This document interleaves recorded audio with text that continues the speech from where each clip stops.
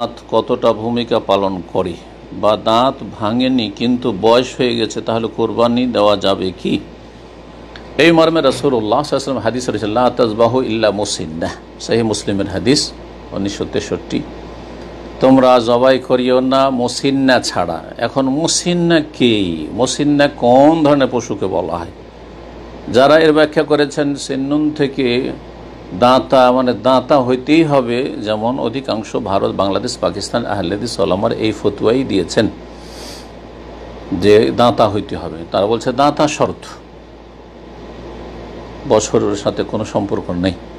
সাধারণত 1 বছরে দাঁত হয়ে যায়, কিন্তু দাঁত না হলে তাদের কাছে কোরবানি হবে না, এই ফতোয়া দিচ্ছেন। কিন্তু অধিকাংশ আইম্মায়ে কেরাম দাঁতের শর্ত লাগাননি, বলেছেন মুসিন্না, ছাগলের ক্ষেত্রে 1 বছর হইলে মুসিন্না হয়ে যায় সানিয়া। মুসিন্নার অপর নাম হচ্ছে সানিয়া।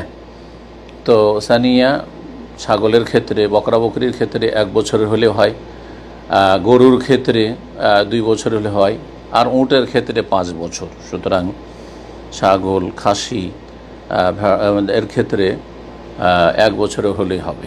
জি, এখানে জেনে রাখা ভালো যে যদি ভেড়া ভেড়ি হয়, মেষ হয়, তাহলে 6 মাসের দেওয়া যাবে। 6 মাসের হিষ্টপুষ্ট যদি থাকে তো জাযা মিনাদ দান দেওয়া যাবে। এটা অনেকেই আমার দেশের মানুষরা জানে না, কারণ আমার দেশে মেষ বা ভেড়ার কোরবানিটা কম আছে সেজন্য।